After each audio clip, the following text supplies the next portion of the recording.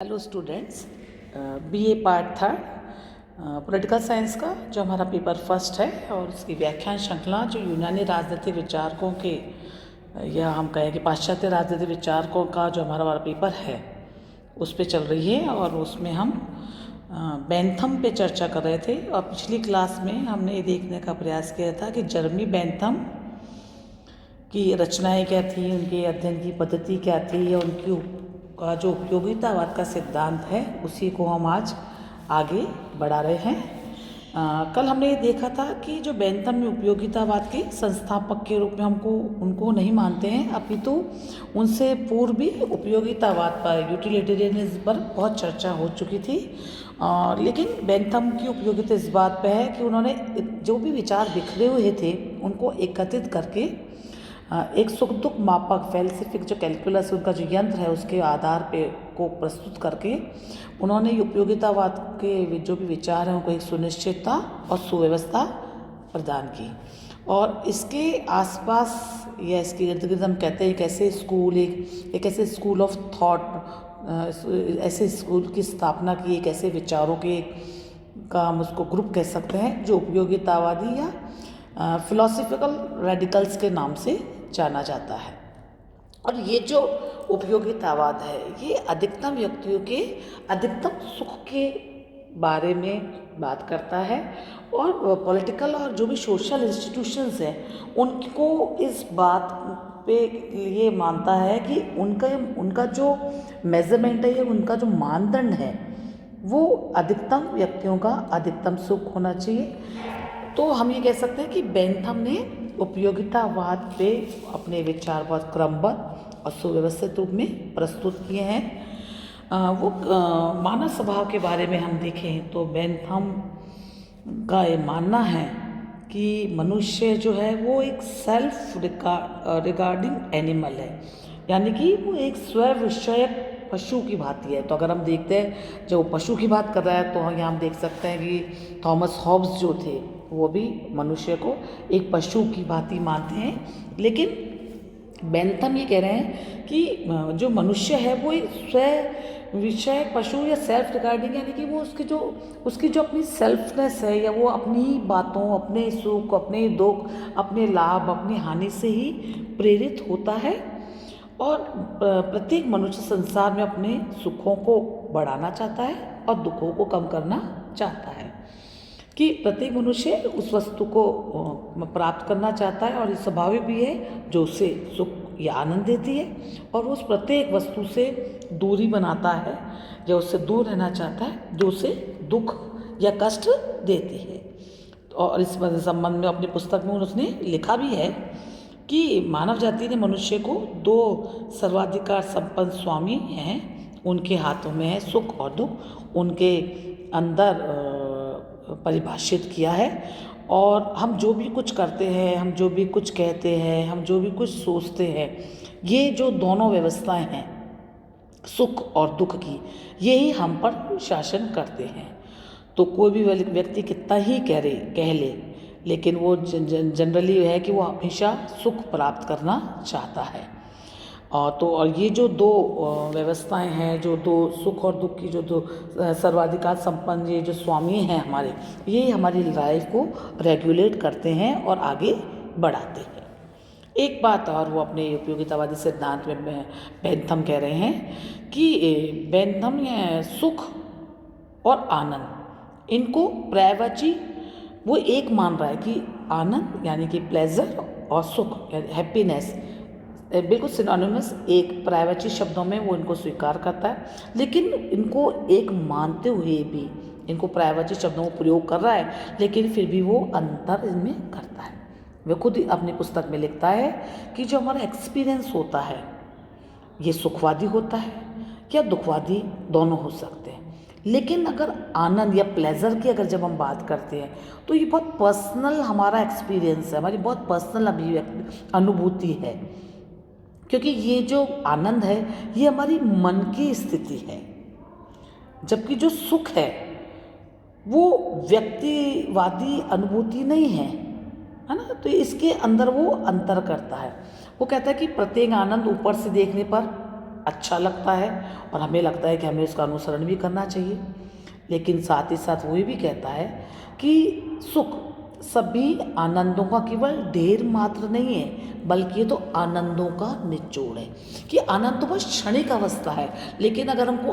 Ultimate अगर प्राप्त करना है तो वो सुख है। और वो क्या है, वो आनंदों का निचोड़ है। बिल्कुल आनंदों का जो लास्ट हमारी स्टेज होगी वो सुख होगी। तो इसका मतलब वो ये कहते हैं कि जैसे मान लीजिए कि झूठ बोलते हैं आदमी, या वो कोई गलत चीज़ का सेवन करता है, कोई भी तरह के नशे का सेवन करता है, तो उसे उस समय क्षणिक आनंद तो प्राप्त होगा, परंतु उससे उसको सुख नहीं मिलेगा। उसी प्रकार जो व्यक्ति झूठ बोलता है और अपना उस समय भले वो काम साध लेगा, लेकिन ये उसके लिए मात्र तात्कालिक आनंद का तो सोर्स हो सकता है, लेकिन अल्टीमेटली अगर उसको सुख चाहिए तो उसको झूठ को त्यागना पड़ेगा। तो हम ये देख रहे हैं कि बेंथम के लिए सुख यानी कि हैप्पीनेस एक वस्तुनिष्ठ और स्थायी है, जबकि आनंद एक व्यक्तिनिष्ठ और क्षणिक है, यानी कि जो प्लेजर है। तो यानी कि उस सुख को एक दोनों सुख और प्लेजर को पर्यायवाची शब्दों में परिभाषित करते हुए भी वो इन दोनों के अंदर अंतर करता है। इसका मतलब सुख सर्वश्रेष्ठ अच्छी चीज़ है जिसको पाना चाहता है मनुष्य, और आनंद वो ये प्रोसेस भी हो सकता है या एक बहुत क्षणिक चीज़ भी हो सकती है जो उस समय तो मनुष्य को बहुत आनंद देती है, लेकिन अल्टीमेटली वो सुख की ओर ही प्रेषित होता है। आगे अपने उपयोगितावाद के सिद्धांत को आगे बढ़ाते हुए बेंथम कह रहे हैं कि सुखों में मात्राओं का अंतर है, गुणों का नहीं। और यही बेंथम के उपयोगितावाद सिद्धांत की विशेषता है कि वह सुखों में केवल क्वांटिटेटिव यानी कि मात्राओं के अंतर को स्वीकार करता है, और गुणात्मकता का जो अंतर है उसको स्वीकार नहीं करता है। वो खुद अपनी पुस्तक में लिखता है कि सुखों में केवल मात्राओं का भेद है, गुणों का नहीं। इन्हें कम, ज़्यादा, तीव्र या बिल्कुल बर्दाश्त करने लायक के रूप में अभिव्यक्त किए जा सकता है। बेंथम ने अपनी किताब में लिखा है कि सुख की मात्रा,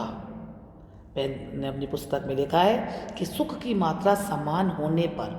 बच्चों का जो खेल है, जिसको पुष्पिन की बात हो रही है यहाँ पे, जो खेल उतना ही अच्छा लगता है जितना कि किसी कवि को या काव्य को जानने वाले या लिटरेचर को जानने वाले व्यक्ति को अपने किसी लिटरेचर को पढ़ने में या साहित्य को पढ़ने में सुख की प्राप्ति होती है। कि अगर मात्रा की बात नहीं कह रहा है, मात्रा का ही अंतर है कि जैसे अगर बच्चा खेलने में उसको अगर सुख मिल रहा है तो वो उससे आनंदित होता है यह, और जो मैच्योर व्यक्ति है जिसको साहित्य की समझ है या जो साहित्य को जानता है, वो साहित्य को पढ़ करके ही, किसी लिटरेचर या पोम को पढ़ के ही वो खुश होता है। आगे बेंथम लिखते हैं कि अधिकतम व्यक्तियों के अधिकतम सुख के बारे में वो भी कल्पना कर रहे हैं कि यदि मान लीजिए अच्छा ही सुख के बराबर है, तो भी एक कार्य दूसरे कार्य से हमको कब अच्छा लगेगा, क्योंकि वो हमको ज़्यादा और सुख दे सकता है। तो बेंथम कह रहे हैं कि हम मेज़रमेंट किन चीज़ों का कर सकते हैं, मात्रा का, क्योंकि मात्रा को तो माप सकते हैं, लेकिन इसके विपरीत हम गुण को नहीं माप सकते। कि जैसे है ना कि बच्चे को जो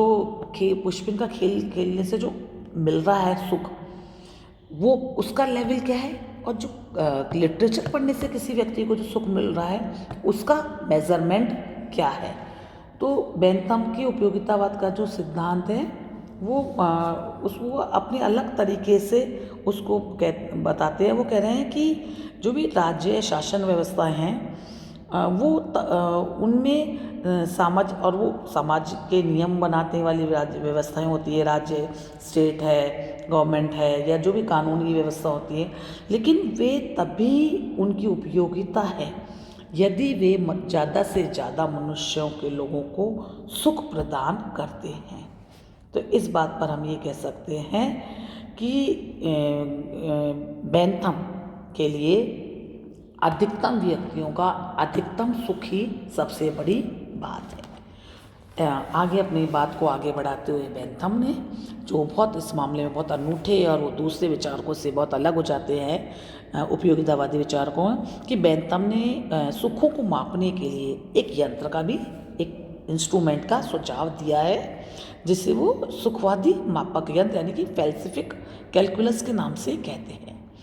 यहाँ बेंथम कह रहे हैं कि सुखों का मेजरमेंट करने के लिए कि किसी भी सुख की इंटेंसिटी क्या है, उसकी ड्यूरेशन क्या है ना, उसमें कितनी शुद्धता है, या उसका कितने एक्सटेंट तक सुख है। तो यहाँ बेंथम कह रहे हैं कि उन वस्तुओं में सुख की मात्रा अधिक होती है जो निश्चित होते हैं, जो बहुत पास होते हैं, जो बहुत शुद्ध होते हैं, जो लंबी अवधि तक विद्यमान रहते हैं। तो यहाँ बेंथम कहते हैं कि सुख और दुख दो प्रकार के होते हैं। जैसे वो कह रहा है कि सामान्य सुख वो होते हैं कि जब व्यक्ति इंद्रिय सुख चाहता है, वैभव धन संपत्ति चाहता है, मित्रता का सुख चाहता है, यश चाहता है, धार्मिक सुख चाहता है, परोपकार, या ना, ये एक बहुत सामान्य जनरल टाइप के सुख है। उसी प्रकार सामान्य दुख भी होता है कि किसी भी गरीबी है, किसी के पास में किसी का अपयश है, उसको शत्रुता है, निराशा है, उसके अच्छी संगति नहीं है उसके पास में, तो ये भी है। तो ये एक बहुत अनूठी बात है जो बेंथम ने अपने विचारों में दी है कि वो सुखवादी मापक यंत्र के बारे में चर्चा करते हैं। साथ ही साथ अंत में हम उपयोगितावादी विचारकों के संबंध में भी देख सकते हैं कि बेंथम का धारणा है कि उपयोगितावाद का जो सिद्धांत है ये यूनिवर्सल है। सभी देशों में, सभी परिस्थितियों में, चाहे कोई भी व्यक्ति हो, चाहे वो कोई तपस्वी हो, चाहे कोई व्यापार करने वाला है, भले ही उनका मानना है कि सन्यासी भी अगर है और अगर वो भौतिक सुख को त्याग देता है, क्योंकि उसको भौतिक वस्तुएं सुख नहीं देती हैं, उससे अध्यात्म सुख देता है, तो वो कहता है कि ये उपयोगितावाद का सिद्धांत है, ये बहुत सर्वव्यापी है और शासन व्यवस्था का जो उद्देश्य है वो मनुष्य को सुख प्रदान करना होना चाहिए,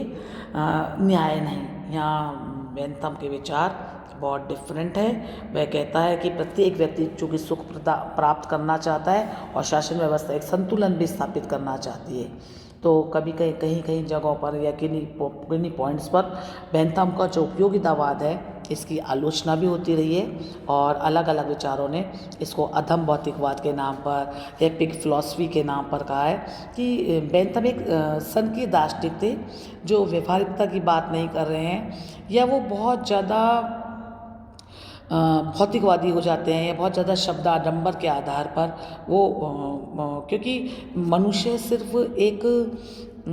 सुख या प्राप्त करने वाला एक ही नहीं है मात्र, मतलब अगर वो कह देते हैं तो वो कहते हैं कि बेंथम के जो विचार हैं वो बहुत ज़्यादा अतिवादी हो जाते हैं। मार्क्स ने तो यहाँ तक कहा कि जो बूर्जो मूर्खता का प्रतिभा संपन्न व्यक्ति है वो बेंथम है। तो हम ये कह सकते हैं कि बेंथम ने के उपयोगितावाद में कुछ कमियां भी हैं। आगे की क्लास में जब हम देखेंगे, आगे जब मिल पड़ेंगे कि उनके इस उपयोगितावाद में कुछ सुधारों के द्वारा हम ये जानने का प्रयास करेंगे कि एक उपयोगितावाद के बारे में जो बेंथम ने जो विचार दिए थे वो कितने उपयोगी हैं। Thank you.